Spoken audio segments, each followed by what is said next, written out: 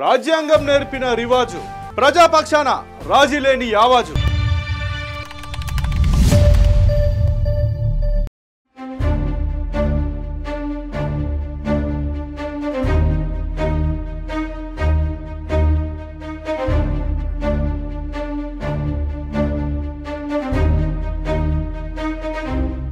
మరికొద్ది రోజుల్లో అమెరికా అధ్యక్షుడిగా బాధ్యతలు చేపట్టనున్న డొనాల్డ్ ట్రంప్ నకు అంతకు ముందే ఇబ్బందికర పరిస్థితి ఎదురు కానుంది. పోర్న్ స్టార్ కు డబ్బులు చెల్లించిన కేసులో ఈ నెల 10న ఆయన శిక్షను ఖరారు చేస్తానని మాన్హాటన్ జడ్జి జువాన్ ఎం మోర్కాన్ శుక్రవారం ప్రకటించారు. జరిమానా గానీ జైలు ప్రొబేషన్ గానీ శిక్షగా జడ్జి విధించే అవకాశం ఉందని తెలుస్తోంది.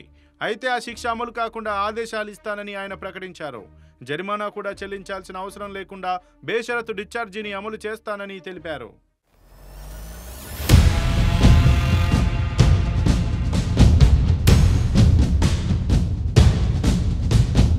ఇక శిక్ష విధించే రోజున ట్రంప్ వర్చువల్ గా కోర్టులో హాజరయ్యేందుకు అవకాశం కల్పిస్తామని వెల్లడించారు. దీంతో శిక్ష ఖరారై శ్వేత సౌధంలోకి అడుగుపెట్టి తొలి అధ్యక్షుడిగా ట్రంప్ నిలిచే అవకాశం ఉంది. అయితే ట్రంప్ నకు శిక్ష విధించాలనే న్యాయమూర్తి నిర్ణయాన్ని ట్రంప్ ప్రతినిధి స్టీవెన్ చుయింగ్ ఖండించారు. ఈ చట్ట విరుద్ధమైన కేసును వెంటనే కొట్టివేయాలని డిమాండ్ చేశారు. హ్యాష్ మనీ కేసులో ట్రంప్ ఇప్పటికే దోషిగా తేలగా గతేడాది నవంబర్లో న్యూయార్క్ కోర్టు శిక్ష ఖరారు చేయాల్సి ఉంది. అయితే అదే సమయంలో అమెరికా నూతన అధ్యక్షుడిగా ట్రంప్ ఎన్నిక కావడంతో వాయిదా వేసింది.